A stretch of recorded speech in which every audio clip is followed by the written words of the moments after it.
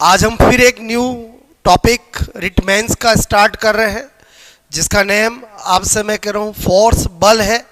और ये टॉपिक इतना इम्पॉर्टेंट है कि इससे एक क्वेश्चन आपके पक्का आएगा।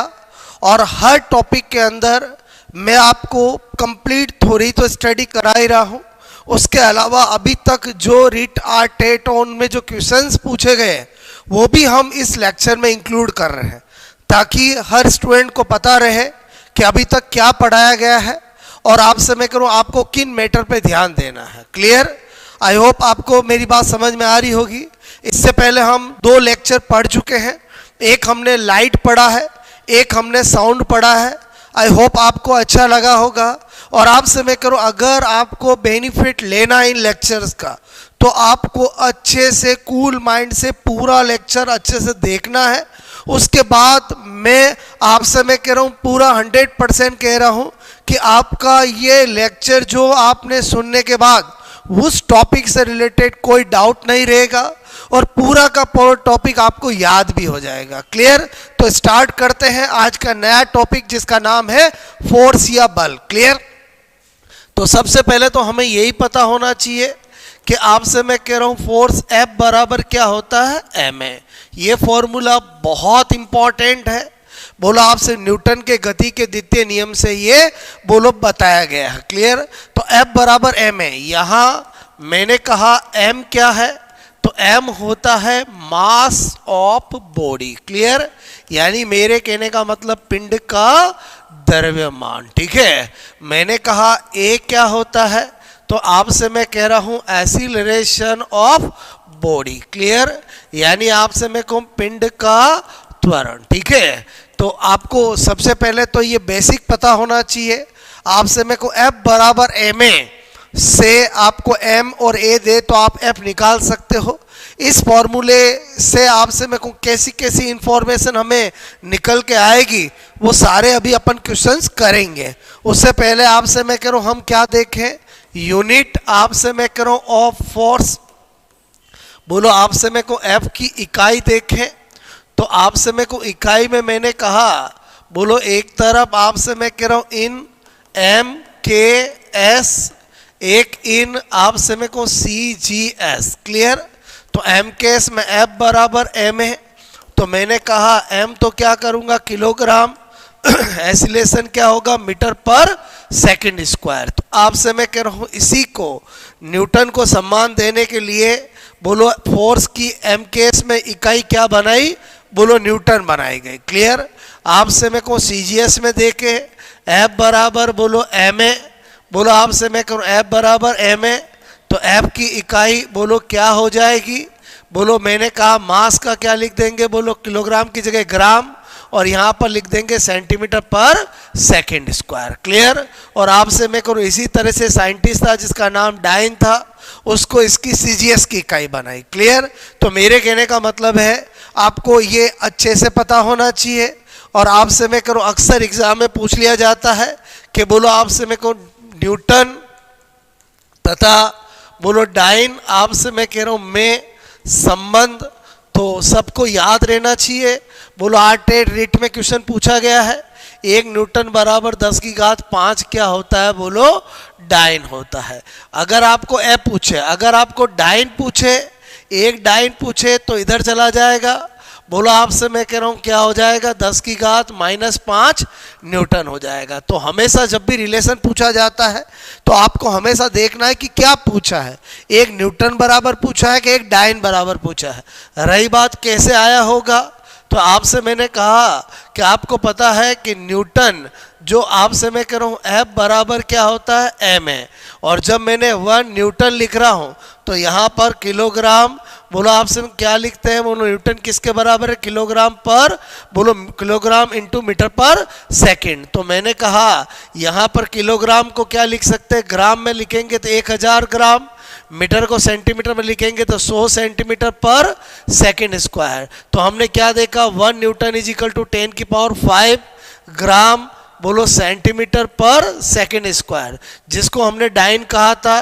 तो 1 न्यूटन बराबर 10 की घात 5 क्या आ गया, डाइन। क्लियर?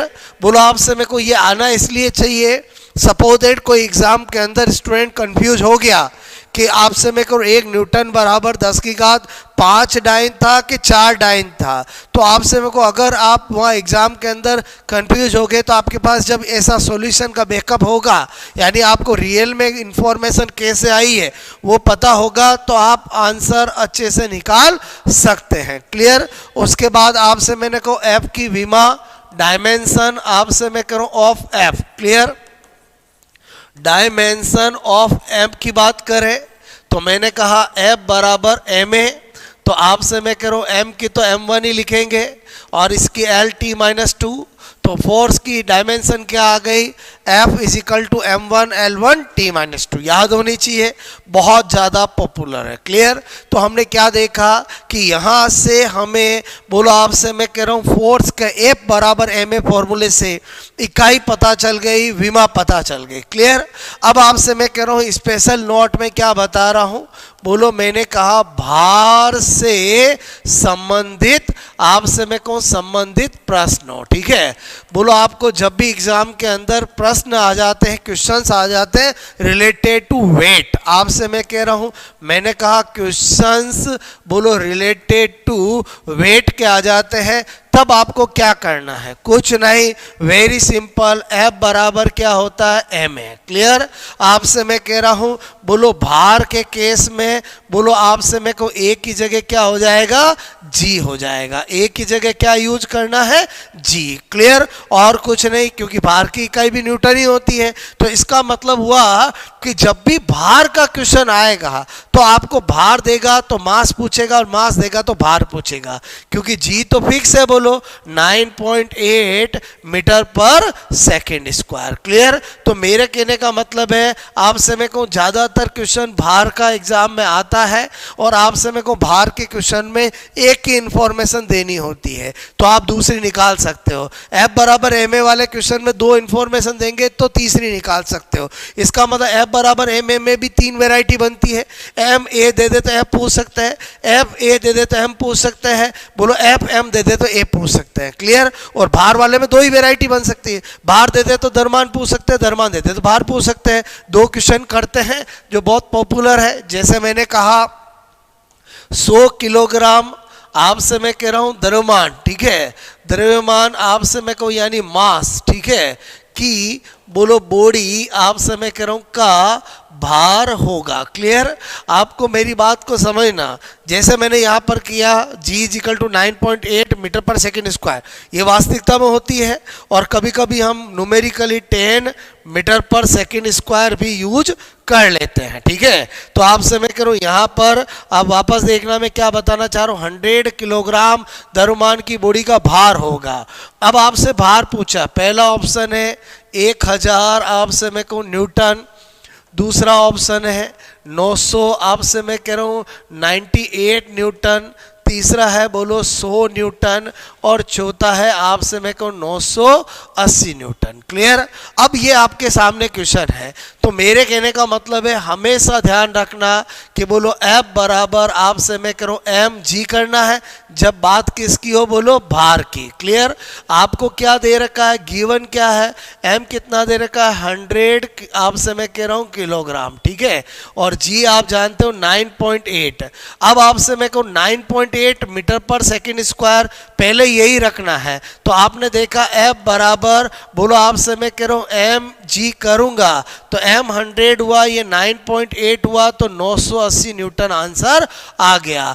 अब मेरे कहने का मतलब है अगर ऑप्शन में 980 नहीं होता तो हम 1000 करेंगे। एग्जामिनर आपके साथ गेम खेलता है, उसको पता है कि बोलो ज़्यादातर स्टूडेंट क्या करेंगे, जल्दबाजी के चक्कर में बोलो G की वैल्यू 10 यूज करते हैं, 1000 आ जाएगा, टिक कर देंगे, आगे बढ़ जाएंगे, गलत हो जाएगा। भाई आपसे मैं कह रहा हूँ ये जो G की वैल्यू 10 रियल में थोड़ी होती है, वो तो हम मान लेते हैं। हाँ, अगर यहाँ पर ये ऑप्शन नहीं होता तो हम भी 1000 करते। मतलब क्या बात ध्यान रखना, समझ में आया बोलो आपको।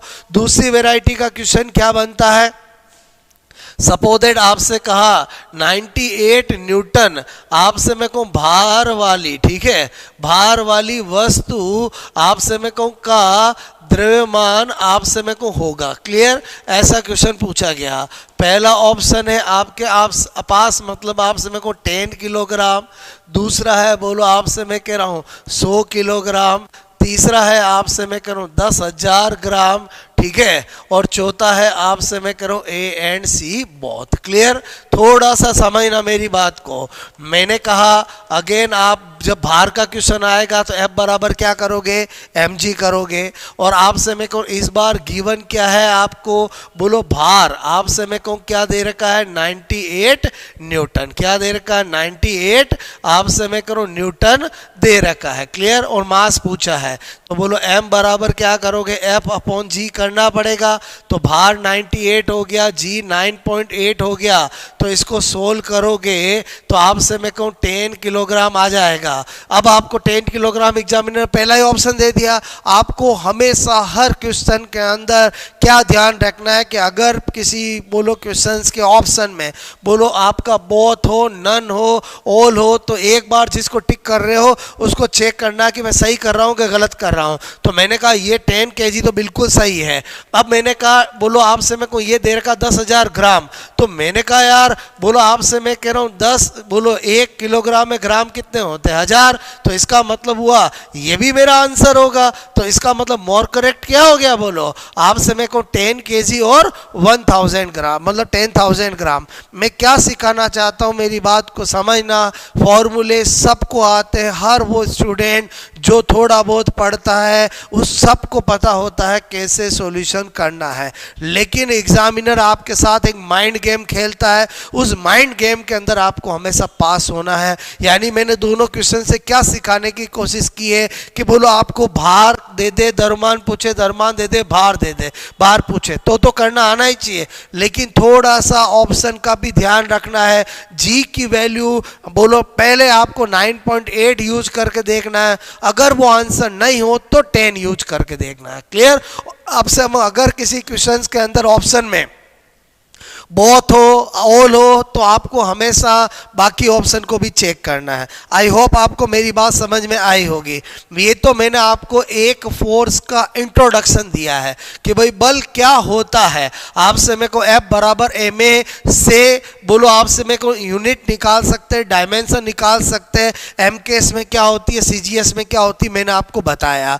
उसके बाद हमने देखा F बराबर ma से 3 वेराइटी के क्वेश्चन बन सकते हैं, कोई भी 2 आपको चीजें दी जाएगी, तीसरा पूछा जाएगा। और एक मैंने कहा भार का क्वेश्चन ज्यादातर एग्जाम में आता है, तो जब भार का क्वेश्चन आएगा तो आपसे मैं करूँ F बराबर ma की जगह क्या हो जाएगा, F बराबर mg हो जाएगा। क्लियर, उस केस में एग्जामिनर या तो भार देगा, द्रव्यमान पूछेगा, द्रव्यमान देगा, भार पूछेगा। और छोटी छोटी बातें आपको क्या ध्यान रखना है वो मैंने बताया। क्लियर, अब आपसे मेरे को आगे बढ़ते हैं टाइप्स ऑफ फोर्स। क्लियर, बोलो क्या बात कर रहा हूं, टाइप्स ऑफ फोर्स यानी बलों के प्रकार। आपसे मैं कह रहा हूं बलों के प्रकार की बात करते हैं, ठीक है। तो आपको पता होना चाहिए कि 4 मुख्य बल है जिनके आपको क्वेश्चन पूछे जाते हैं।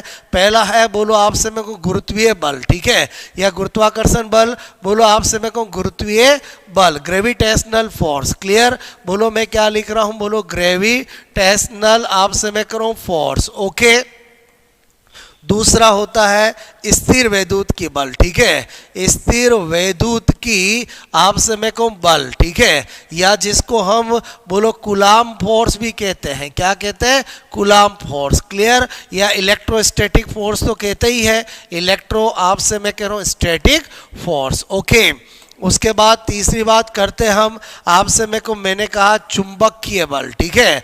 चुंबकीय बल मतलब क्या हुआ, मैग्नेटिक फोर्स। चुंबकीय बल का मतलब क्या हुआ, मैग्नेटिक फोर्स। और एक होता आपका घर्षण बल। आपसे मैं कह रहा हूँ घर्षण बल का मतलब बोलो मैंने कहा फ्रिक्शन फोर्स, ठीक है, बोलो क्या लिख रहा हूँ, फ्रिक्शन फोर्स। तो मेरे कहने का मतलब है ये 4 बल इंपॉर्टेंट है, किसी भी बल से आपके एग्जाम में क्वेश्चन पूछा जा सकता है।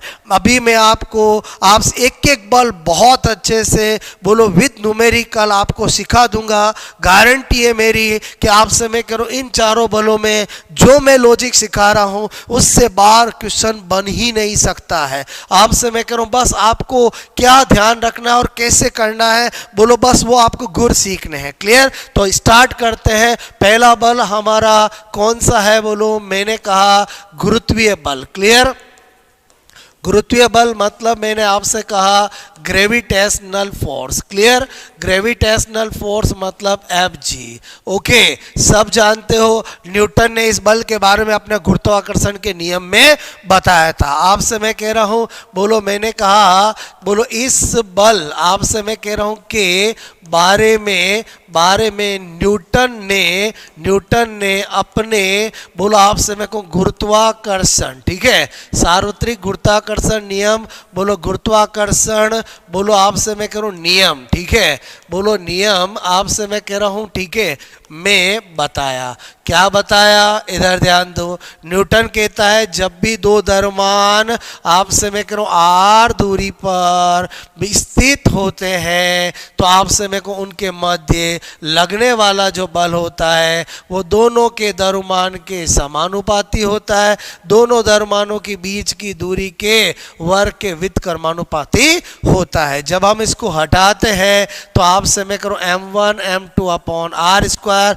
इसको हटाएंगे तो कांस्टेंट आएगा बोलो आपसे g m1 m2 upon r square. Clear? यहाँ पर जो मैंने नेगेटिव लगाया है वो केवल और केवल ये दर्शाता है कि जो गुरुत्वाकर्षण बल होगा वो हमेशा आकर्षण का बल होगा। क्लियर? यहाँ आपसे मैं कह रहा हूँ, मैंने कहा यहाँ बोलो ऋणात्मक, आपसे मैं कह रहा हूँ ऋणात्मक चिन्ह, ठीक है, केवल आपसे मैं कह रहा हूँ यह बोलो दर्शाता है कि आपसे मैं कहूँ यह बल हमेशा बोलो कैसी प्रवृत्ति का रहता है बोलो, आकर्षण। यह बल हमेशा बोलो मैंने कहा आकर्षण बोलो अट्रैक्शन प्रवृत्ति आपसे मैं कहूँ का होता है। क्लियर? तो आपको मैंने ये बताया। क्लियर? अब आपसे मैं कह रहा हूँ यहाँ पर बोलो हमने अभी लिखा F बराबर बोलो g m1 m2 upon r square. तो यहाँ जी क्या हुआ बोलो, मैंने कहा सार्वत्रिक बोलो गुरुत्वाकर्षण नियतांक, ठीक है, यूनिवर्सल ग्रेविटेशनल कांस्टेंट बोलो, यूनिवर्सल मैंने कहा ग्रेविटेशनल कांस्टेंट, ठीक है। और आपसे मेरे को इसकी जो वैल्यू होती है बोलो 6.67 इंटू 10 की power -11 newton into metre square divide by kilogram square. Clear? तो ये जो मान है आपसे मैं करूँ ये बोलो जी का मान होता है। ध्यान रखना ये फॉर्मूला ये नियम न्यूटन ने दिया है, लेकिन इस जी की वैल्यू न्यूटन ने नहीं दी है। यह मान आपसे मैं को हेनरी कैवेंडिश, ठीक है, बोलो कैवेंडिश आपसे मैं कहूँ वैज्ञानिक, ठीक है, वैज्ञानिक आपसे मैं करूँ ने दिया है। किसने दिया है बोलो? हेनरी कैवेंडिश ने दिया है। Very important. क्लियर? उसके बाद आपसे मैं कह रहा हूँ इसका मान सब जगह सेम रहता है बोलो, आपसे मैं कहूँ किसी पे निर्भर नहीं करता है। क्लियर? ओके, तो आपसे मैं कह रहा हूँ आपको मैंने एक बार पहला आपका फोर्स बताया। क्लियर? बोलो गुरुत्वाकर्षण बल। अब अपन क्या लिख रहे हैं? स्पेशल नोट, ठीक है, स्पेशल नोट नंबर 1 मैंने कहा पहला पॉइंट क्या पता होना चाहिए, तो मैंने कहा गुरुत्वाकर्षण बल बोलो Fg का सदिश रूप, ठीक है, बोलो सदिश आपसे मैं करूं रूप, ठीक है, वेक्टर फॉर्म की बात कर रहा हूं। तो मैंने कहा गुरुत्वाकर्षण बल का सदिश रूप लिखेंगे तो मैंने कहा -g m1 m2 upon r square r cap. Clear? ये इसका सदिश रूप होता है। अब मैंने कहा आर सदिश यानी आर वेक्टर आर कैप यानी एकांक सदिश का मतलब होता है आर सदिश डिवाइड बाय आर का परिमाण। इसका मतलब ही हुआ कि एक तो रूप ये हो गया और दूसरा रूप अगर मैं बनाऊं तो मैंने कहा यहाँ पर GM1M2 अपॉन आर स्क्वायर। अगर आर कैप की जगह ये लिखूंगा तो R vector divide by R करना पड़ेगा। तो हमें क्या पता चला कि बोलो आपसे मेरे को ये भी एक और सदिश रूप होता है M1M2 upon are Q R सदिश। अब आप ध्यान रखना, बोलो आपसे मैं कह रहा हूँ कि बहुत सारे स्टूडेंट के दिमाग में ये फिक्स रहता है कि नीचे तो आर स्क्वायर ही आएगा, तो वेक्टर फॉर्म जब पूछता है आर कैप हो तो आर स्क्वायर आएगा, आर सदिश हो तो आर क्यूब आएगा। क्लियर? पहला स्पेशल नोट आपको समझ में आया होगा। जो मैं स्पेशल नोट बता रहा हूँ वो डायरेक्ट बनने वाले क्वेश्चंस भी हैं। क्लियर? उसके बाद special note number 2। Special note number 2 क्या? बोलो मैंने कहा गुरुत्वाकर्षण बल, बोलो मैंने कहा न्यूटन, बोलो की गति, आपसे मैं कहूँ कि थर्ड नियम, ठीक है, थर्ड नियम यानी तृतीय नियम आपसे मैं करूं, अर्थात बोलो अर्थात क्रिया प्रतिक्रिया नियम, क्रिया बोलो प्रतिक्रिया नियम, ठीक है, आपसे मैं कहूं एक्शन रिएक्शन लॉ, ठीक है, का भी बोलो मैंने कहा पालन करता है। क्लियर? कभी कभी इससे भी क्वेश्चन आ जाते हैं। बोलो मेरे कहने का मतलब कैसे क्वेश्चन आते हैं? देखो आपको मैंने कहा कि ये एक मास है M1, क्लियर, ये एक मास है बोलो M2 जिसकी वैल्यू भी दी जा सकती है, बीच की दूरी है R, क्लियर। अब आपसे मैं कहूँ इस वाले का बोलो बल क्या होगा, तो जब आप इस पे बल करोगे तब भी दोनों का मास, और आपसे मैं कहूँ बीच की दूरी का स्क्वायर करोगे, इस पे जब सोचोगे तब भी आपका मैंने कहा दोनों का मास और आपसे मैं कहूँ बीच की दूरी का स्क्वायर। इसका मतलब हुआ दोनों बलों का रेशियो हमेशा क्या होगा? 1:1। आपको मेरी बात समझ में आए? इसका मतलब यही क्रिया प्रतिक्रिया का नियम है। तो मेरे कहने का मतलब है जब भी दो मास आपको दे दे और आपको बीच की दूरी दे दे और आपसे पूछा जाए कि दोनों एक दूसरे पे कितना बल लगाते हैं तो रेशियो हमेशा 1:1 ही आएगा। क्लियर? बहुत सी बार कंपटीशन एग्जाम के अंदर कहते हैं कि एक चंद्रमा है जिसका द्रव्यमान इतना है, एक सूर्य है जिसका द्रव्यमान इतना है, बीच की दूरी इतनी है, दोनों एक दूसरे पर लगाने वाले बलों का अनुपात क्या होगा? तो हमेशा 1:1 होगा। क्लियर? तो आपसे मैं करूँ ये जो मैंने आपको बताया वो किस पर बेस्ड है? बोलो इस पे बेस्ड है कि गुरुत्वीय बल जो होता है वो न्यूटन की गति के तृतीय नियम क्रिया प्रतिक्रिया नियम का पालन करता है। उसके बाद आपसे मैं कहूँ तीसरा स्पेशल नोट देखें, आपको पता होना चाहिए, बोलो आपसे में जी की इकाई। क्लियर? बहुत सी बार एग्जाम में पूछ लेते हैं, तो आपको अगर याद है GM² अपॉन R स्क्वायर, ठीक है, तो आप मुझे बताओ तो आप जी बोलो आपसे मैं कह रहा हूँ इजिकल टू क्या हो जाएगा? बोलो आप कहोगे F into R² upon M²। तो जी की बोलो इकाई क्या बन जाएगी? Newton into metre square divide by kilogram square. I hope आपको मेरी बात समझ में आई होगी। आपको पूछा जाए जी की विमा, ठीक है, गुरुत्वाकर्षण नियतांक की विमा पूछे, अगेन हर क्वेश्चन का आंसर आपको यहीं से मिलेगा। बोलो आपसे मैं कह रहा हूँ अगर आपको जी की विमा पूछे F into R² upon M², F की अभी अभी जानते हैं M1 L1 T minus 2, R का क्या होगा L² और M का क्या होगा? बोलो 2। तो आपसे मैं करूँ एक M से M कट का ऊपर गया कितना हुआ? -M, L3 हो गया T माइनस 2। आई होप आपको मेरी बात समझ में आई होगी। तो मेरे कहने का मतलब है कि आपसे मैं करूँ इस तरह से आप ये छोटी छोटी चीजें एग्जाम में कर सकते हो। क्लियर? तो आपसे मैं कह रहा हूँ मैंने आपको क्या बताया कि एक बल मैंने आपको पढ़ाया है, क्लियर, जिसमें मैंने आपको क्या बताया? बोलो F बराबर -GM1M2 अपॉन आपसे R²। क्लियर? जब भी न्यूमेरिकल क्वेश्चन करते हो तो माइनस लगाने की जरूरत नहीं है। क्लियर? अब ये तो मैंने डायरेक्ट बनने वाले क्वेश्चन बताए, एग्जाम में और क्वेश्चन कैसे आ सकते हैं? नंबर 1 आपसे मैंने कहा, आपको कहा जाए यदि दो समान द्रव्यमान, आपसे मैं कह रहा हूं समान द्रव्यमान के मध्य की आपसे मैं कहूं दूरी जब बोलो R होती है, ठीक है, तो उनके मध्य लगने वाला बल आपसे मैं कहूं F न्यूटन आपसे मैं कहूं है, ठीक है। यदि बीच की आपसे मैं कह रहा हूं यदि बीच की दूरी बोलो को आधा कर दिया जाए, आधा आपसे मैं कह रहा हूं आधा मतलब हाफ, ठीक है, कर दिया बोलो जाए, आपसे मैं कह रहा हूं तो बल होगा। क्लियर। ऑप्शन कैसे देंगे? पहला देंगे F देंगे, बोलो 2F देंगे, बोलो F बाई आपसे में 4 देंगे और 4F देंगे। क्लियर। ऐसे बहुत आसान क्वेश्चन होते हैं। मैंने कहा F बराबर G M square upon R square, बोलो द्रव्यमान समान है, इसका मतलब बल जो हुआ वो आर के कैसा हुआ? व्युत्क्रमानुपाती। आपको F डैश अपॉन F निकालना है तो आप क्या करोगे? बोलो R अपॉन R डैश का क्या करोगे? बोलो स्क्वायर कर लोगे। क्लियर। इनवर्सली प्रोपोर्शनल है। F डैश निकालना है, F भी दे रखा है, R दे रखा है, R डैश आधा कर दिया है, तो मेरे कहने का मतलब ऊपर चला जाएगा। 2 का स्क्वायर क्या होगा? 4, तो F डैश कितना आ जाएगा? बोलो 4F आ जाएगा और आप क्या कर दोगे? टिक कर दोगे। वैसे तो ऐसे क्वेश्चन में पेन चलाने की जरूरत नहीं है, सीधी सी बात है, यहीं से पता चलता है कि आपसे मैं करूं यहां जब R को आधा करेंगे तो F को 4 गुना होना ही पड़ेगा। तो आई होप आपको मेरी बात समझ में आई होगी। उसके अलावा कैसे क्वेश्चन बन सकते हैं? कभी कभी आपसे मेरे को ऐसा भी दे देते हैं, यदि दो आपसे मेरे को समान द्रव्यमान, ठीक है, समान बोलो मैंने कहा द्रव्यमान, ठीक है, बोलो के मध्य दूरी जब आपसे मेरे को R होती है तो आपसे में होती है तो बल आपसे में F बल लगता है, ठीक है, लगता है, ठीक है। यदि आपसे मैं कह रहा हूं दोनों,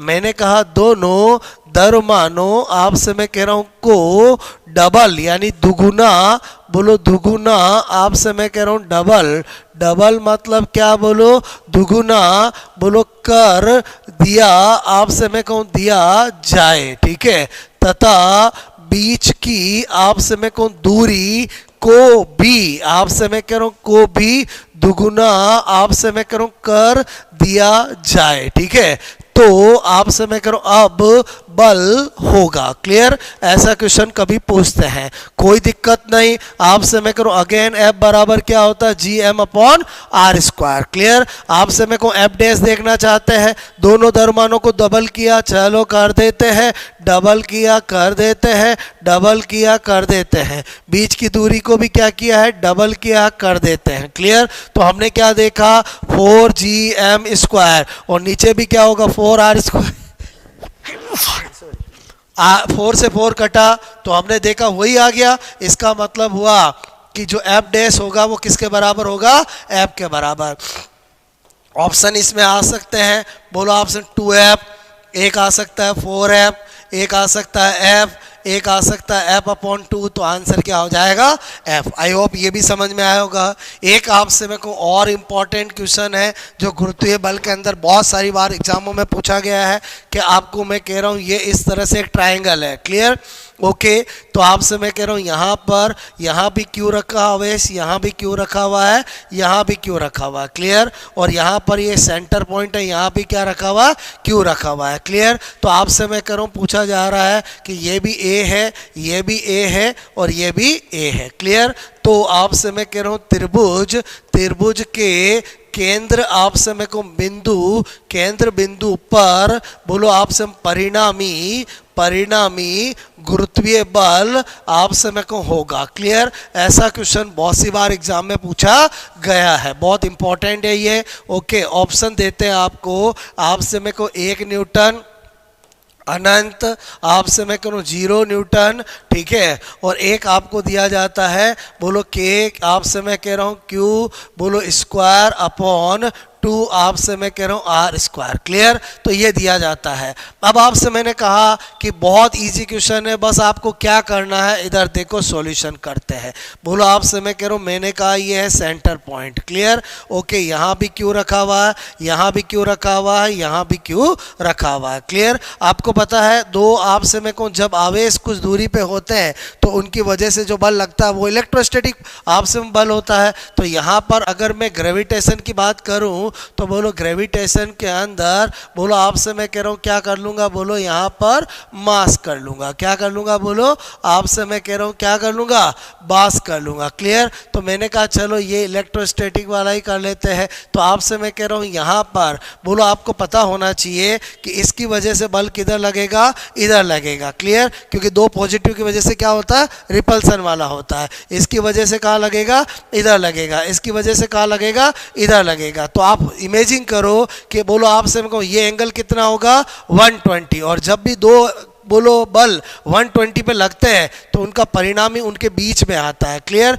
तो मेरे कहने का मतलब इसकी वजह से जो इधर लगेगा उतना ही इन दोनों का, क्योंकि बोलो लगेंगे तो बराबर ही, क्योंकि सबके बीच की दूरी और दोनों चार्ज बराबर है। तो मेरे कहने का मतलब है कि इन दोनों का परिणामी भी एफ आएगा, तो एफ नेट जो होगा वो क्या होगा, 0 होगा। क्लियर। तो मेरे कहने का मतलब ये क्वेश्चन मैंने आपको बोलो आपसे मैं करूँ इस यहाँ पर कूलाम बल होगा। क्लियर। तो ये इलेक्ट्रोस्टैटिक का है। सेम क्वेश्चन आपसे मैं कह रहा हूं ऐसा ही किसका बन सकता है, बोलो आपका, बोलो किसका बन सकता है, मेरे कहने मतलब ग्रेविटेशनल वाले का भी बन सकता है। क्लियर। तो मेरे कहने का मतलब है उसमें क्या होगा, ये अगर यहाँ यहाँ यहाँ सब जगह मास रख दिए जाए, मेरी बात को समझना, तो बोलो ये इधर खींचेगा क्योंकि अट्रैक्शन होगा, ये इधर खींचेगा, ये इधर खींचेगा, तो इन दोनों का परिणाम इधर आएगा, तो दोनों का नेट फोर्स क्या होगा, 0 होगा। मैं क्या बताना चाह रहा हूं कि ये इलेक्ट्रोस्टैटिक का क्वेश्चन है। सेम आपसे मैंने कहा कि यही क्वेश्चन आपका किसका बन सकता है, गुरुत्वाकर्षण वाले का बन सकता है।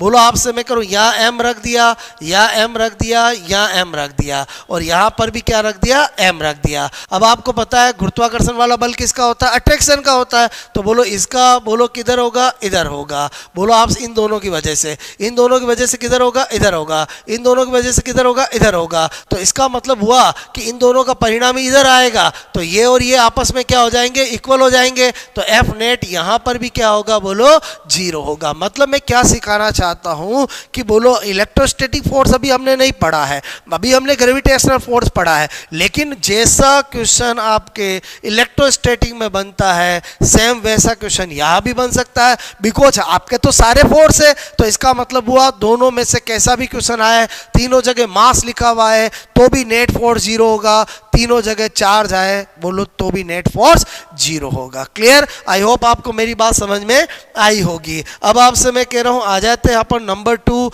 बोलो आपसे मैं कहूँ फोर्स जिसका नाम क्या है, बोलो कूलाम बल। क्लियर। बोलो क्या है, कूलाम बल। आपसे मैं कूलाम बल बोलूं या मैंने कहा स्थिर वैद्युत की बोलो बल बोलूं, एक ही बात होता है। ठीक है। कूलाम बल बोलूं या स्थिर वैद्युत की बल, Fe। क्लियर।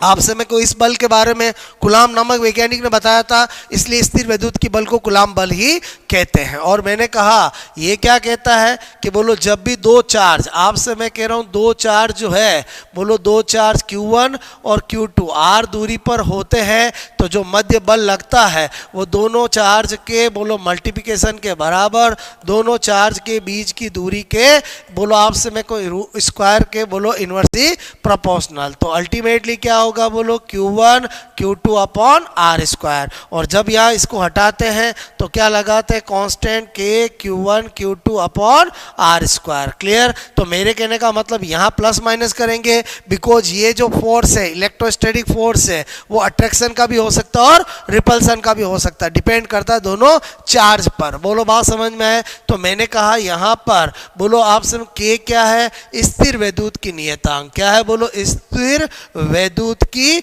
नियतांक। ठीक है।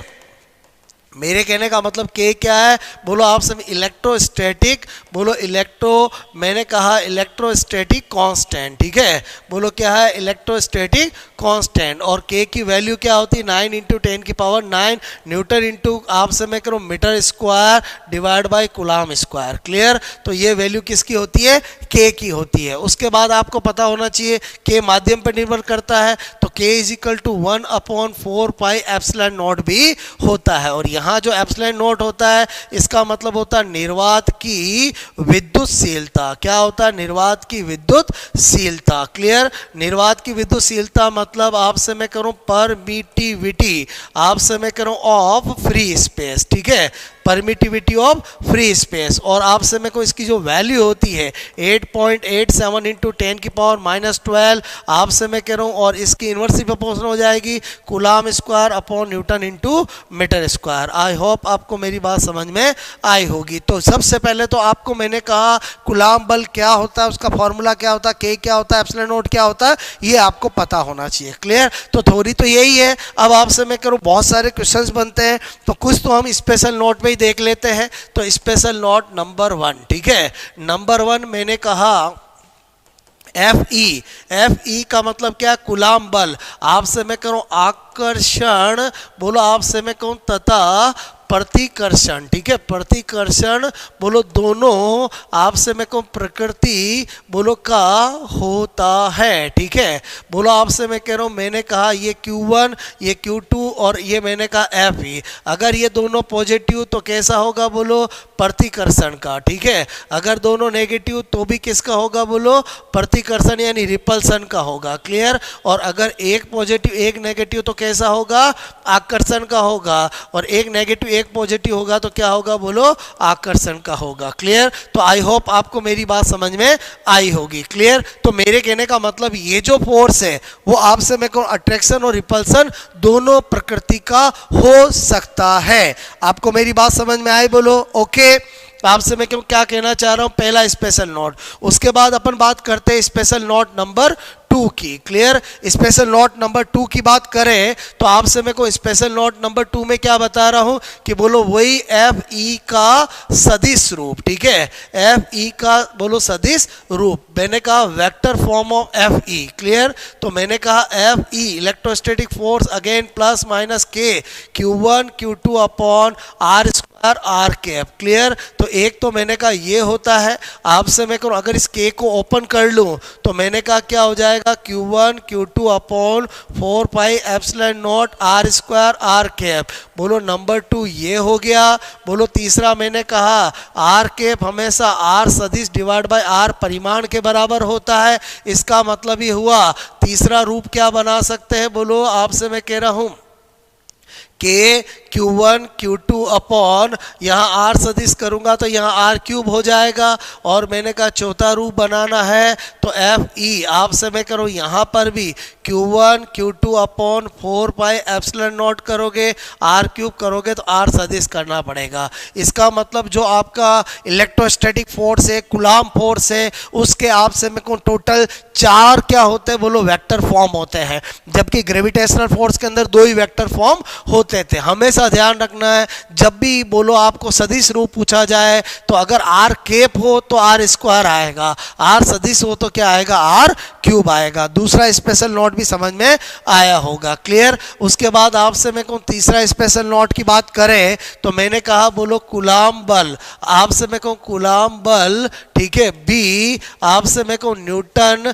बोलो की गति, आपसे मैं कह रहा हूँ के थर्ड आपसे मैं कहूँ नियम, ठीक है, थर्ड नियम अर्थात मैंने कहा क्रिया प्रतिक्रिया का नियम। क्रिया मैंने कहा प्रतिक्रिया बोलो नियम आपसे मैं कह रहा हूँ का पालन बोलो पालन करता है। क्लियर? मैंने कहा क्रिया प्रतिक्रिया नियम का पालन करता है मतलब ये Q1 है और ये Q2 है और बीच की दूरी कितनी है? R है। अगर मैं इसके बोलो वजह से बल निकालूं तो बोलो के Q1 Q2 upon R square. अगर इसकी वजह से निकालूं तो भी क्या आएगा? दोनों का चार्ज मल्टीप्लाई होगा, बीच की दूरी आपसे मैं कह रहा हूँ का स्क्वायर का आपसे मैं कह रहा हूँ रूट बोलो आप डिवाइड बाय होगा। तो इसमें भी F1 बराबर F2 करोगे तो क्या होगा? 1:1। मतलब कभी भी आपको एग्जामिनर कहे कि आपसे मैं कहूँ 2 चार्ज इतनी दूरी पर है, एक दूसरे पर लगाने वाले बलों का अनुपात क्या होगा? हमेशा 1:1 होगा। तो आई होप आपको मेरी बात समझ में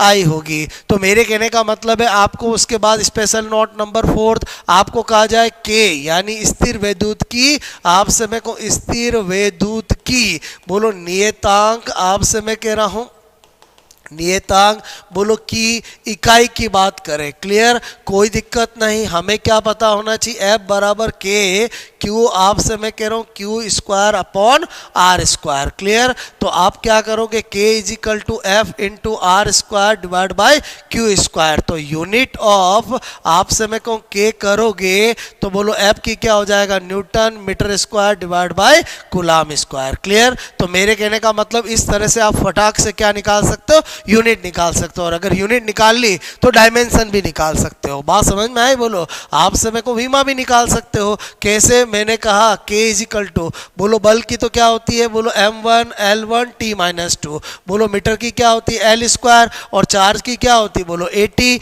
तो AT का स्क्वायर कर दोगे तो मैंने कहा m1 का m1 हो जाएगा, L3 हो जाएगा, T ऊपर जाएगा -4 हो जाएगा, A ऊपर जाएगा -2 हो जाएगा। तो मैंने कहा यूनिट के साथ डायमेंशन भी निकाल सकते हो। मैंने कूलाम की जगह ये कैसे लिख दिया, तो मैंने कहा I इज इक्वल टू क्या होता है Q बाई टी, तो मैंने कहा Q इज इक्वल टू क्या होता है IT, तो I का क्या लिखते हैं एम्पियर, और आपका टाइम का क्या लिखते हैं T लिखते हैं। तो जहाँ Q होता है वहाँ AT लिख सकते हैं, जहाँ कूलाम होता है वहाँ AT लिख सकते हैं, या कूलाम स्क्वायर है तो हमने AT स्क्वायर लिख दिया। आपसे मैं करूँ, आई होप आपको मेरी बात समझ में आई होगी। स्पेशल नोट नंबर 5 में देखें तो मैंने आपसे कहा कि बोलो आपको पूछा जाए, बोलो आपसे मैं कहूँ विद्युत निर्वात की, बोलो निर्वात आपसे मैं कह रहा हूँ की विद्युतशीलता, ठीक है, विद्युतशीलता आपसे मैं कह रहा हूँ की इकाई, ओके। तो कोई दिक्कत नहीं, आपको पता होना चाहिए कि F बराबर क्या होता है K Q square upon R square, clear, क्या होता है बोलो आर स्क्वायर। अब आपको इसको ओपन करोगे तो क्या आएगा, Q square divide by 4 pi epsilon nought R square. Epsilon nought को इधर लाएंगे तो बोलो क्यू स्क्वायर, और आपसे मैं कहूँ नीचे क्या हो जाएगा 4 pi F into R square, clear. तो मेरे कहने का मतलब इसकी इकाई बनाओगे तो आपको क्या आ जाएगी, कूलाम का तो क्या हो जाएगा कूलाम स्क्वायर, 4 पाई का कुछ होता नहीं है, एफ का न्यूटन आ गया, और यहाँ पर क्या हो गया मीटर स्क्वायर। ये मैं आपको क्यों बता रहा हूँ, क्योंकि आपको एक बात और पता होनी चाहिए। अगर एग्जामिनर ने यही चीज ये पूछ लेता आपको, आपसे मैं करूँ आपेक्षिक, मैंने कहा विद्युतशीलता, बोलो आपेक्षिक विद्युतशीलता, ठीक है, बोलो आपेक्षिक विद्युतशीलता की इकाई पूछे, विमा पूछे, तो वो ये वाला नहीं होता है। ये क्या होता है बोलो रिलेटिव, मैंने कहा परमिटी, बोलो परमिटिविटी, और इसको किससे लिखते हैं ER से लिखते हैं, और ER का फॉर्मूला होता है माध्यम की विद्युतशीलता डिवाइड बाय निर्वात की विद्युतशीलता। यानी आपसे मैं करूं ये क्या है, माध्यम बोलो की विद्युत आपसे मैं कहूँ शीलता डिवाइड बाई ये क्या है बोलो निर्वात आपसे मैं कह रहा हूँ की विद्युतशीलता। इसका मतलब ये हुआ कि जो आपका ER होता है वो तो बोलो इकाई हीन, मतलब यूनिट लेस, आपसे मैं कह रहा हूँ क्या होता है यूनिट लेस, आपसे मैं कह रहा हूँ एंड बोलो मैंने कहा विमाहीन, बोलो आपसे मैं कहूँ विमाहीन यानी डायमेंशन लेस होता है। क्या समझ में आया कि आपको ध्यान रखना है कि निर्वात की विद्युतशीलता या माध्यम की विद्युतशीलता के बारे में पूछे तो यूनिट डायमेंशन निकालना है, लेकिन आपेक्षिक विद्युतशीलता पूछे तो वो यूनिट लेस डायमेंशन लेस भौतिक राशि होती है। क्लियर? तो आई होप आपको सेकंड फोर्स भी समझ में आया होगा। इसमें भी आपसे मैं कह रहा हूँ कैसे क्वेश्चन बन सकते हैं, जितने मैंने स्पेशल नोट करवाए वो तो क्वेश्चन बनते ही है, उसके अलावा कैसे बन सकते हैं आपको बोलते हैं। आपसे मैं कह रहा हूँ 10 कूलाम, बोलो आप प्लस 10 कूलाम, बोलो आपसे मैं करूँ आवेश, तथा आपसे मैं कह रहा हूँ यहाँ पर बोलो आपसे मैं कहूँ -5 कूलाम आवेश, बोलो आपसे के मध्य बल, आपसे मैं कहूँ के मध्य बल F है, ठीक है, F है। यदि आपसे मैं कहूँ दोनों को बोलो आपसे संपर्क में, बोलो संपर्क में लाकर आपसे मैं कह रहा हूँ पुणे आपसे मैं कह रहा हूँ बोलो समान बोलो दूरी आपसे मैं कह रहा हूँ पर रखें, ठीक है, रखें, तो अब आपसे मैं कहूँ बल क्या होगा। क्लियर? तो मेरे कहने का मतलब इस केस में क्या करना है, आपको पता है दूरी तो सेम है, इसका मतलब F is directly proportional to Q1 Q2। तो पहले Q1 कितना था 10 कूलाम था, Q2 कितना था -5 कूलाम था। जब संपर्क में ले आएंगे तो बोलो 10 और -5 से 5 बचेगा, तो फिर आधा आधा कर देंगे, बोलो 2.5 कूलाम और 2.5 कूलाम बोलो आपसे मेरे को उतनी दूरी पर रख देंगे। मेरी बात समझ में आए बोलो, आपसे मैं कह रहा हूँ क्या बता रहा हूँ समझ में आए बोलो। अब आपको F डैश अपॉन F करना है, तो बोलो F डैश कितना है बोलो, मैंने कहा 2.5 बोलो आपसे मैं कह रहा हूँ इंटू बोलो 2.5 और आपसे मैं कह रहा हूँ ये क्या हो गया 10 इंटू -5। क्लियर। और आपसे मैं कह रहा हूँ इसको सोल्व कर लोगे तो आपसे मैं कह रहा हूँ ये कितनी बार हुआ 2 बार, ये कितनी बार हुआ बोलो 4 बार। आपको मेरी बात समझ में आ रही है बोलो। क्लियर। तो आपका 1/8 क्या हो जाएगा, इसका आंसर आ जाएगा। मेरी बात समझ में आई बोलो आपको। तो मेरे कहने का मतलब है F डैश अपॉन बोलो आपसे मैं कह रहा हूँ F, ठीक है, या F क्या आ गया बोलो आपसे मैं कह रहा हूँ ये आ जाएगा। क्लियर। तो मेरे कहने का मतलब ऐसा क्वेश्चन आप कर सकते हो। क्लियर। अब आपसे मैंने कहा आपको इस वाले बल में भी कहा जाए कि दो बल आपसे मेरे को दो आवेश समान है, उनके मध्य की दूरी r होती है तो बल F होता है। अब मध्य की दूरी को आपसे मेरे को दुगना कर दे तो बल क्या होगा, सेकंडों में आप क्वेश्चन कर सकते हो कि अगर बीच की दूरी को अगर आप डबल किया है तो जो बल है लगने वाला वो F/4 होगा, आधा किया तो 4 गुना होगा। तो आपसे मेरे को ऐसे सारे क्वेश्चन आप कर सकते हो। आई होप आपको दूसरा बल भी समझ में आया होगा और ट्रायंगल वाला समझ में आ ही गया। मैंने एक साथ करा दिया था कि एक त्रिभुज के 3 कोनों पर द्रव्यमान रखे हुए हो, चार्ज रखे हो, समान द्रव्यमान समान चार्ज रखे हो और सेंटर पे भी वही रखा हुआ हो, तो सेंटर पे नेट फोर्स जब भी पूछा जाएगा या आपसे मेरे को दोनों ही केस के अंदर क्या होगा 0 होगा। ये स्टैंडर्ड है, बहुत सी बार एग्जामों में पूछा गया है। आ जाते हैं अपन नंबर 3 आपसे मेरे को तीसरे बल पर। और तीसरा बल कौन सा हमारा बोलो, चुंबकीय बल। आपसे मैं कह रहा हूं कौन सा बोलो, मैग्नेटिक फोर्स। ठीक है, बोलो कौन सा फोर्स, मैंने कहा मैग्नेटिक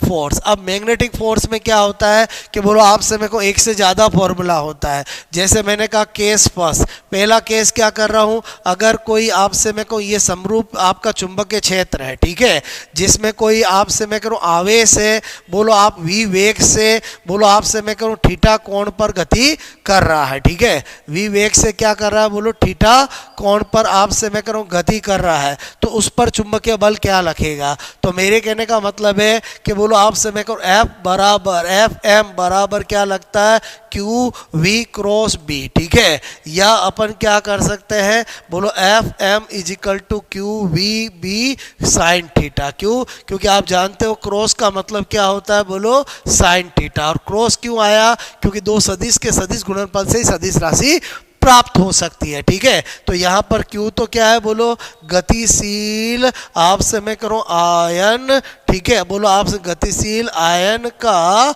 आवेश है। ठीक है, V क्या है बोलो वेग है, B क्या है बोलो चुंबकीय क्षेत्र की तीव्रता है। चुंबकीय क्षेत्र आपसे मैं कह रहा हूँ कि तीव्रता। ओके, और आपसे मैं कहूँ थीटा क्या है बोलो एंगल आपसे मैं करूँ बिटवीन, मैंने कहा बोलो आपसे V एंड B, B और B के मध्य का कोण है। V वेक्टर तथा B वेक्टर के मध्य आपसे मैं का कोण। क्लियर। तो इसका मतलब आपको पता होना चाहिए कि जब भी कोई आवेशित कण बोलो किसी कोण पर V वेग से बोलो आपसे चुंबकीय क्षेत्र में गतिशील होता है, वो उस पर चुंबकीय बल हमेशा Fm बराबर QVB साइन थीटा लगता है। इस पे बनने वाले अगर अपन क्वेश्चन देखें तो आपसे मैं कहूँ आपको क्या पता होना चाहिए, स्पेशल नोट। स्पेशल नोट में क्या, नंबर 1 आपसे मैं कहूँ यदि बोलो आपसे मैं कहूँ यदि बोलो मैंने कहा आवेश,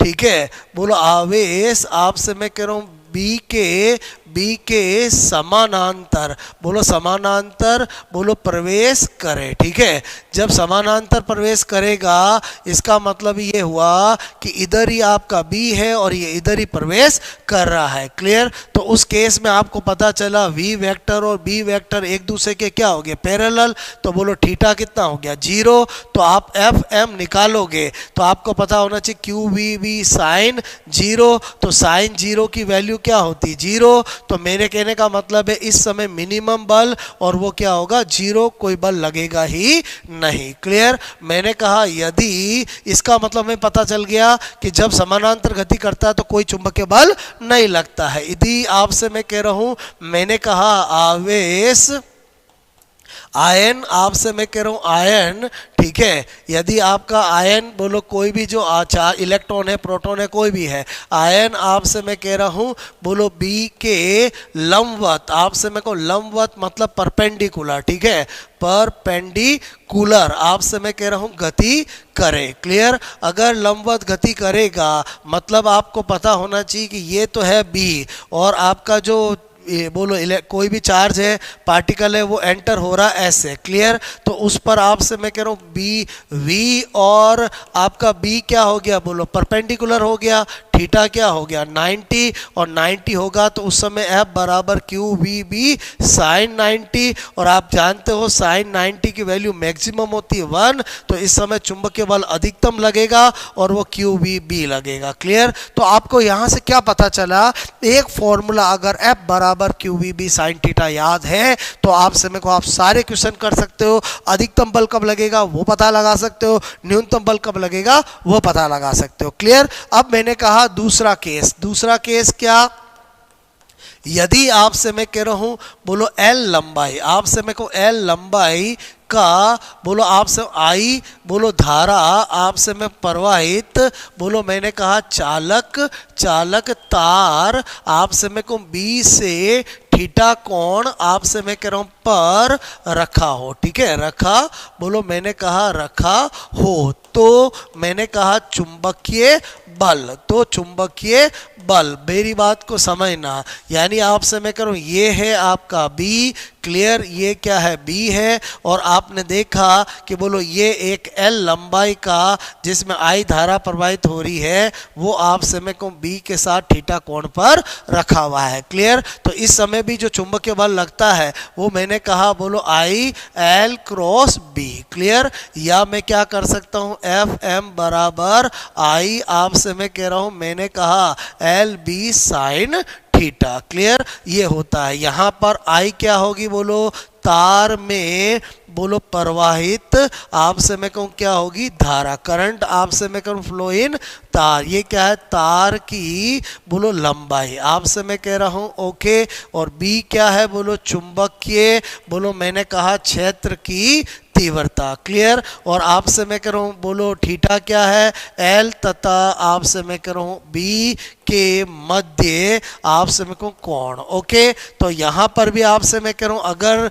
बोलो वही दो केस आपसे मैं कह रहा हूँ स्पेशल नोट, अगर आपका जो है ये बी है और आपसे मैं कह रहा हूँ मैंने कहा ये तार ऐसा रखा हुआ होगा, ठीक है, तो एल और बी पैरेलल हो जाएंगे तो फोर्स क्या लगेगा 0 और वही मिनिमम होगा। और आपसे मैं कह रहा हूँ अगर ये आपका बी है ओके और आपका तार कैसा रखा हुआ होगा बोलो ऐसे, तो मैंने कहा बोलो आपसे मैं करूँ यहाँ पर बोलो एल परपेंडिकुलर टू बी होगा, थीटा क्या होगा 90, बल मैक्सिमम लगेगा और वो क्या लगेगा बोलो आपसे आई एल बी लगेगा। आपको क्या बात समझ में आई कि चुंबकीय बल के केस के अंदर दो फॉर्मूले होते हैं। क्लियर? अब हमें क्या याद होना चाहिए, याद मैंने कहा चुंबकीय बल के केस में F इजिकल टू बोलो एक आपको मैंने बताया Q V B sine theta, ठीक है, एक मैंने कहा F बराबर क्या होता है I L B sine theta. Clear? दिमाग में आता है ये भी चुंबकीय बल ये भी चुंबकीय बल, दो फॉर्मूले कैसे। क्लियर? तो एक्चुअली ये दोनों फॉर्मूले एक ही है, बात समझ लो ना, एक से दूसरे को ला सकते हैं, दूसरे को पहले से बोलो ये ला सकते हैं, इंटर कन्वर्जन है। क्लियर? कैसे देखो मैं प्रूव करके बताता हूं। मैंने कहा सपोज दैट एफ एम बोलो एम बराबर Q V B sine theta है। क्लियर? अब मुझे एक बात बताओ कि बोलो आई इजिकल टू क्या होता है क्यू बाई टी, ठीक है, तो क्यू इजिकल टू क्या होगा आई टी। बोलो मैंने कहा वी इजिकल टू क्या होता है मीटर पर सेकेंड, तो बोलो एल बाई टी। क्लियर? तो मैंने कहा ये दोनों चीजों को इसमें पुटअप करता हूं तो यहां पर Q की जगह क्या लिख सकता हूं बोलो Q की जगह क्या लिख सकता हूं आई टी। क्लियर?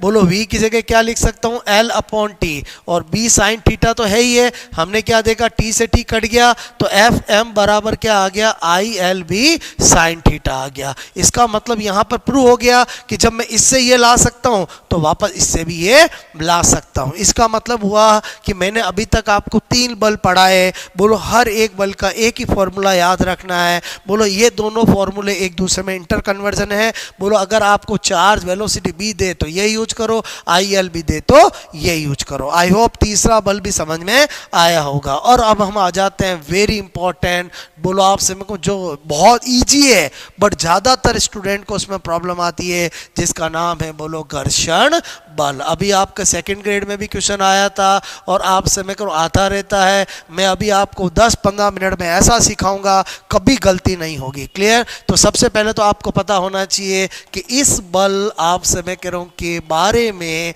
बोलो बारे में न्यूटन ने अपने घर्षण नियम, अपने बोलो आपसे मैं कहूँ घर्षण नियम आपसे मैं कह रहा हूँ मैं बताया। क्लियर? तो इसका मतलब हम अगर न्यूटन का घर्षण नियम जान जाएंगे तो इस बल के बारे में भी जान जाएंगे। तो मैंने लिखा न्यूटन का घर्षण नियम। ठीक है, अब न्यूटन क्या कहता है? न्यूटन कहता है बोलो आपसे मैं कहूँ जब भी किसी फर्श पे कोई बॉडी रखी हुई होती है, क्लियर, तो आपसे मैं कह रहा हूँ बोलो ये बॉडी नीचे क्या लगाती है? भार लगाती है। इस भार के अगेंस्ट में उस पर ऊपर क्या लगता है? अभिलंब लगता है। क्या लगता है? अभिलंब, जिसको हम नॉर्मल भी कहते हैं। इस पर हम लगाएंगे कोई एक्सटर्नल फोर्स, तो इस पर आपसे इधर क्या लगेगा? घर्षण बल लगेगा। क्लियर? तो न्यूटन क्या कहता है कि जो घर्षण बल होता है वो किसी भी बॉडी पर लगने वाले अभिलंब के बोलो समानुपाती होता है। क्लियर? न्यूटन क्या कहता है? बोलो किसी भी आपसे मैं कहूँ बॉडी पर लगने बोलो लगने वाला घर्षण बल बोलो आपसे मैं कहूँ बॉडी बोलो बॉडी के अभिलंब आपसे मैं कह रहा हूँ अभिलंब मतलब नॉर्मल के समानुपाती आपसे मैं कहूँ होता है। क्लियर? इसका मतलब हुआ कि जो न्यूटन ने बात कही वो यही है, F बराबर म्यू एन। क्लियर? या इसको हटाएंगे तो एक कांस्टेंट लगाएंगे जिसको हम क्या कहते हैं? बोलो घर्षण गुणांक, फ्रिक्शन कांस्टेंट कहते हैं। अब चूंकि हम जानते हैं कि बोलो n बराबर हमेशा क्या होगा? mg। हम जितना भार लगाते हैं उतनी हमारे पे प्रतिक्रिया लगती है, तभी तो हम जहाँ हैं वहाँ के वहाँ रहते हैं। क्लियर? तो इसका मतलब इसी को मैं mg भी लिख सकता हूँ। क्लियर? तो ये दोनों चीज़ें सेम ही हैं। तो अल्टीमेटली क्या पता चला? F बराबर म्यू एन बराबर म्यू mg। क्लियर? मेरे कहने का मतलब है थोड़ी इतनी सी है, घर्षण बल का सूत्र बोलो क्या होता है? F बराबर म्यू एन या म्यू एम जी। क्लियर? लेकिन मैंने कहा अगर एग्जाम में घर्षण बल का क्वेश्चन आता है तो आपको घर्षण बलों के तीनों प्रकार अच्छे से क्लियर होने चाहिए। अगर आपने प्रकार को समझ लिया तो आप क्वेश्चन कर पाओगे। क्लियर? तो आपसे मैं घर्षण बल के बारे में तो मैंने बता दिया, अब मैं क्या बता रहा हूँ? घर्षण बोलो आपसे मैं कह रहा हूँ बोलो आपसे मैं घर्षण बल के प्रकार। ठीक है? बोलो तीन तरह के होते हैं। बोलो एक होता है स्थैतिक घर्षण बल, आपसे मैं कहूँ स्थैतिक बोलो घर्षण बल। क्लियर? बोलो एक क्या होता है? स्थैतिक घर्षण बल।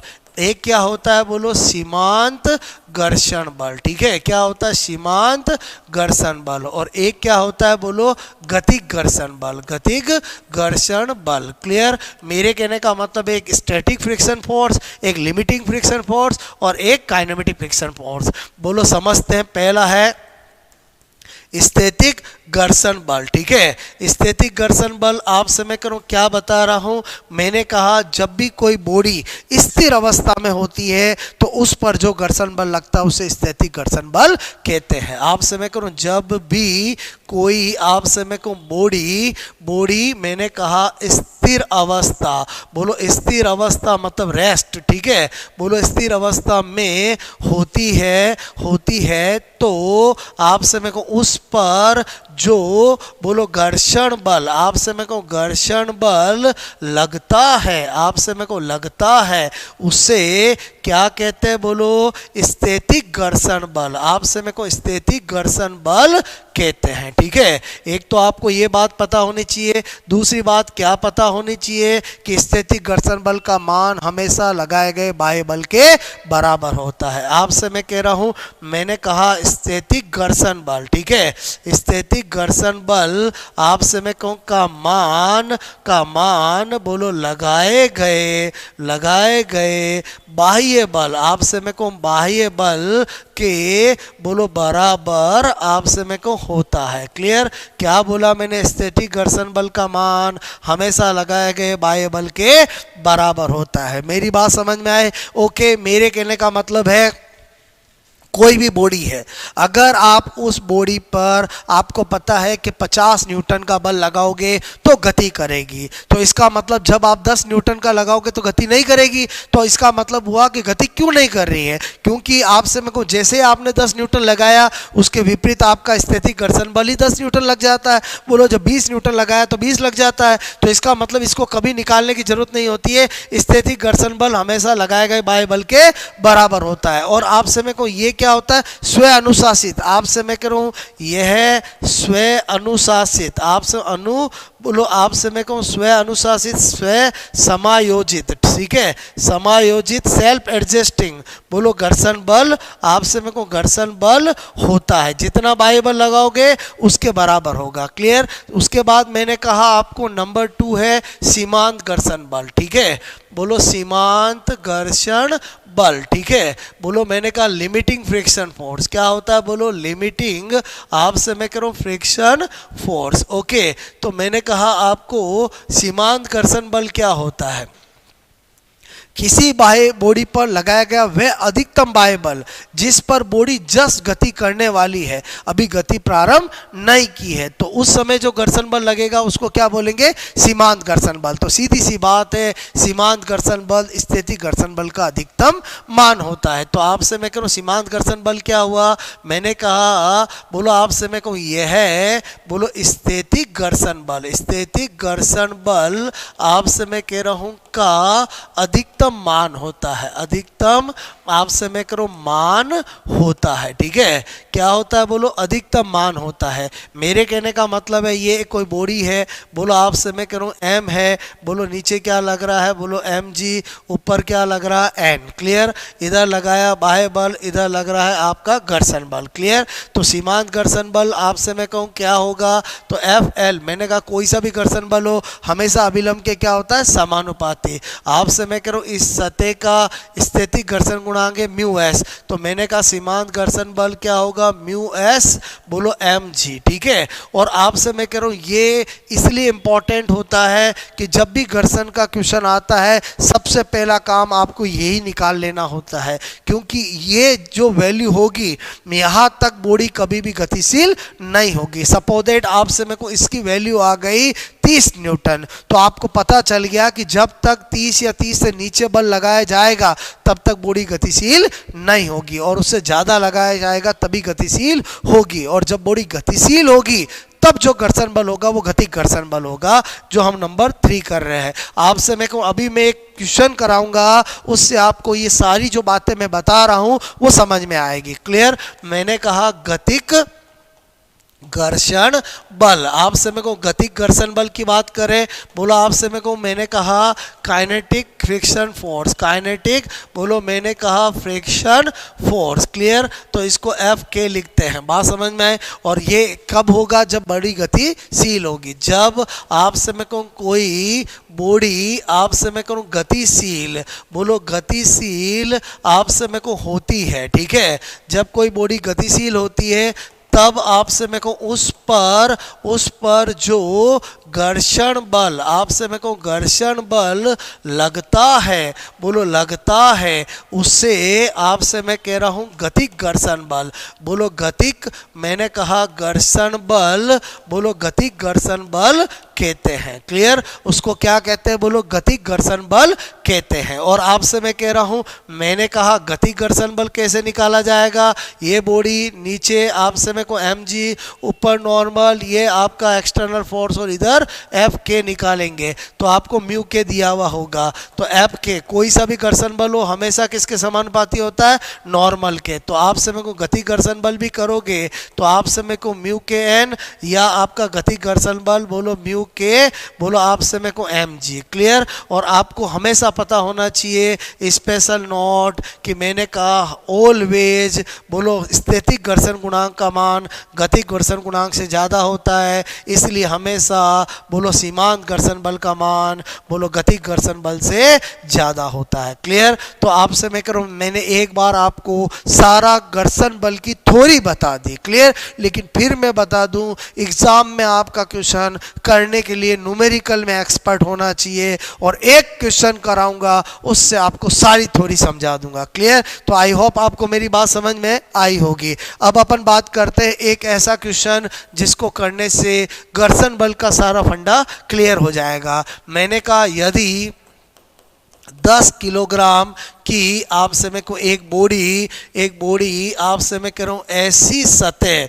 बोलो आपसे मैं कह रहा हूँ पर, बोलो रखी आपसे मैं रखी हुई है जिसके आपसे मैं कह रहा हूँ म्यू एस एंड म्यू के, बोलो आपसे स्थैतिक घर्षण गुणांक और गतिक घर्षण गुणांक, ठीक है, का मान, बोलो मैंने कहा क्रम से 0.6 और 0.4 है, ठीक है। बोलो आपसे 0.6 और 0.4 है। आपसे मैं कह रहा हूँ यदि, बोलो आपसे बॉडी पर आपसे मैं कहूँ निम्न बल, ठीक है, निम्न बल आपतित, आपसे मैं करूँ आपतित, बोलो किए जाए, ठीक है, किए जाए, तो आपसे मैं कहूँ प्रत्येक, बोलो कंडीशन, आपसे मैं करूँ कंडीशन स्थिति में घर्षण बल क्या होगा, घर्षण बल क्या होगा, क्लियर। चूंकि मुझे सिखाना है इसलिए मैं एक से ज़्यादा ले रहा हूँ। बोलो बाह्य बल ले रहा हूँ, एक लिया मैंने 20 न्यूटन,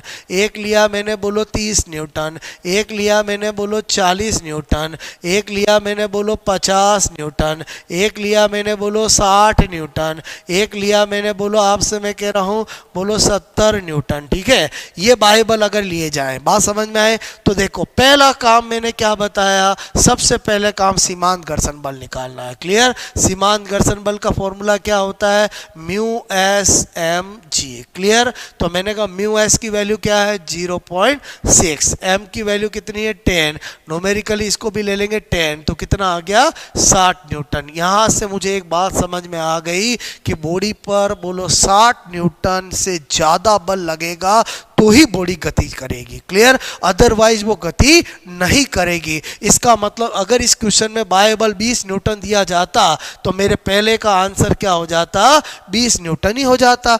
आपसे मैं कह रहा हूं अगर मुझे 30 न्यूटन दिया जाता तो भी मेरा आंसर क्या हो जाता, 30 न्यूटन हो जाता। अगर 40 न्यूटन बाह्य बल दिया जाता तो भी मेरा आंसर क्या होगा, 40 न्यूटन। मतलब सोल्व करने की जरूरत नहीं है, क्योंकि सीमांत घर्षण बल आपने निकाला और वो अगर 60 न्यूटन आया है तो इसके बराबर या इससे कम बल लगाने पर बॉडी गति नहीं करेगी, क्योंकि सीमांत घर्षण बल का मतलब ही यही होता है कि वह, बोलो आपसे मैं कह रहा हूं जहां पर बॉडी गति जस्ट करने वाली है लेकिन अभी करी नहीं है, क्लियर।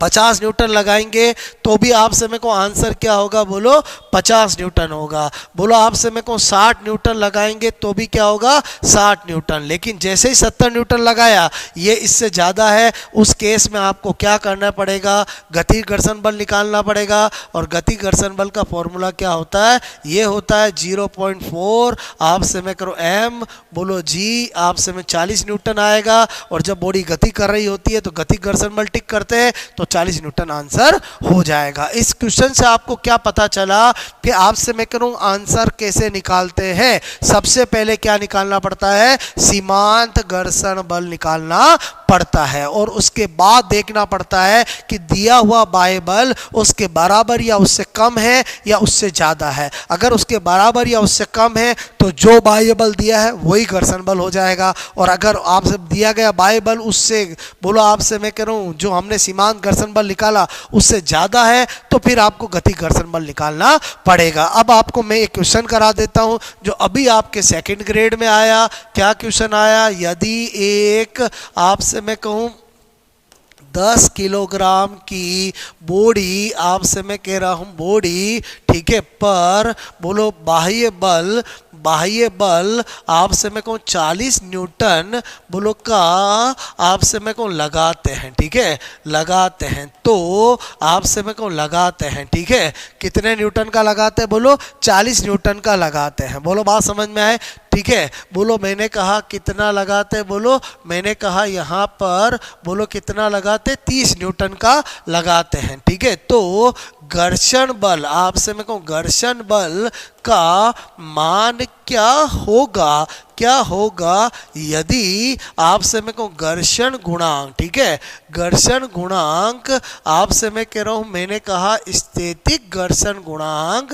बोलो का मान आपसे मैं कह रहा हूँ 0.4 है। क्लियर। और ऑप्शन दे रखे थे, बोलो 40 न्यूटन, बोलो 30 न्यूटन, बोलो 50 न्यूटन और 20 न्यूटन। ठीक है, देखो मुझे बताओ सबसे पहला काम कौन सा, बोलो घर्षण बल निकालना है, सीमांत घर्षण बल निकालना है। सीमांत घर्षण बल का फॉर्मूला होता आपका ये, तो मैंने कहा ये दे रखा 0.2, ये 10 और ये जी कितना हो गया 40 न्यूटन। इसका मतलब मुझे इससे क्या पता चला, जब तक बॉडी पर आपसे मैं कह रहा हूँ, मैंने कहा 40 न्यूटन, बोलो आपसे मैं कहूँ उससे ज़्यादा बल नहीं लगाया जाएगा तब तक बॉडी गति नहीं करेगी। इसका मतलब बल कितना लगाया, बोलो 30 न्यूटन। आपसे मैं 30 न्यूटन लगाया तो घर्षण बल भी कितना होगा 30 न्यूटन, क्योंकि बोला आपसे मैं कहूँ सीमांत घर्षण बल आपसे मैं कह रहा हूँ उससे बराबर या उससे कम जब बल लगाया जाता है तो जितना बल लगाया जाता है वही घर्षण बल होता है, क्योंकि बॉडी उस समय रेस्ट में रहती है और रेस्ट में रहेगी तो जितना घर्षण बल आप जितना बाह्य बल लगाया उतना ही घर्षण बल लगेगा, तभी तो बॉडी वहीं रहेगी। आई होप आपको मेरी बात समझ में आई होगी। तो दोस्तों मैंने आपको चारों बल मैंने आपको पढ़ा दिए। क्लियर। अब आपसे मैं कह रहा हूँ जैसे हमने अभी बोलो आपसे मेरे को 1-1.5 घंटे में बोलो पूरा आपसे बल हमने चैप्टर पढ़ा, इसका रिवीजन सिर्फ 1 मिनट का है। क्या रिवीजन है आपसे मैं कह रहा हूँ, केवल आपको याद क्या रखना है, बोलो 5 फॉर्मूले। पहला याद रखना है F बराबर ma। अगर आपको यह आपको पता है तो यूनिट डायमेंशन सारे सिंपल क्वेश्चन कर सकते हो। क्लियर। फिर मैंने कहा आपको गुरुत्वाकर्षण का क्या फॉर्मूला ध्यान रखना है, जी आपसे मैं करूँ m1 m2 upon r square. Clear. बोलो आपसे मैं करूँ, मैंने कहा आपको स्थिर वैद्युत की बल का क्या फॉर्मूला, कूलाम बल का क्या ध्यान रखना है, k q1 q2 upon r square, या मैं कहूँ q1 q2 upon 4 pi epsilon not r square. Clear. उसके बाद मैंने आपसे कहा चुंबकीय बल का क्या ध्यान रखना है, बोलो चुंबकीय बल का क्या ध्यान रखना है, तो मैंने कहा QVB साइन थीटा। क्लियर। या आपसे मैं कहूँ क्या कर सकता हूँ, बोलो चुंबकीय बल ILB साइन थीटा। मैंने बताया था दोनों एक दूसरे में इनवर्ट कन्वर्जन है। और घर्षण बल का फॉर्मूला क्या होता, μN बराबर μmg। क्लियर। तो मेरे कहने का मतलब है घबराने की जरूरत कहाँ है दोस्तों, आपसे मैं कह रहा हूँ टॉपिक आपसे चाहे कुछ भी हो, आपको पूरा डिटेल से पढ़ने के बाद उस टॉपिक का रिवीजन आपका 1 मिनट का होना चाहिए। तो आपसे मैं कह रहा हूँ अगर आप इस तरह से तैयारी करोगे तो आपसे मैं करूं आपके जो 20 यूनिट में जो तैयार करा दूंगा, आप चाहो तो 20 पेज में उनको कर सकते हो। क्लियर। लेकिन पहले हर टॉपिक को डिटेल से पढ़ना पड़ता है। अगर किसी ने ये लेक्चर पूरा अच्छे से कूल माइंड से शुरू से एंड तक सुना होगा तो उसका फोर्स टॉपिक तैयार हो गया होगा। क्लियर। तो आपसे मैं कहूँ जो हमारा सिलेबस में टॉपिक है वो एक्चुअली फोर्स, मोशन एंड आपसे मैं कह रहा हूँ बोलो टाइप्स ऑफ मोशन है। तो मैंने कहा मैंने आपको बल वाला टॉपिक पढ़ाया, आपसे अगला लेक्चर जो हमारा होगा वो आपसे मैं कह रहा हूँ गति और गति के नियम होंगे। क्लियर। तो वो अपने आप में एक अलग पूरा टॉपिक है। आई होप आपको समझ में आया होगा। आप जरूर बताएं मुझे कि आपको ये जो हमारी सीरीज चल रही है वो आपको उससे बेनिफिट मिल रहा है या नहीं मिल रहा है। और आपसे मैं कह रहा हूँ कि हम अपनी तरफ से और बेस्ट से बेस्ट कोशिश और नए नए इनोवेशन आपके लिए लाने की कोशिश करते रहेंगे। क्लियर। तो आपसे मैं कहूँ थैंक्स, आपसे मैं कहूँ लॉट, इसको आप देखें और आपसे मैं कहूँ मस्त रहें और स्टडी को अपना कंटिन्यू रखें। Okay, best of luck.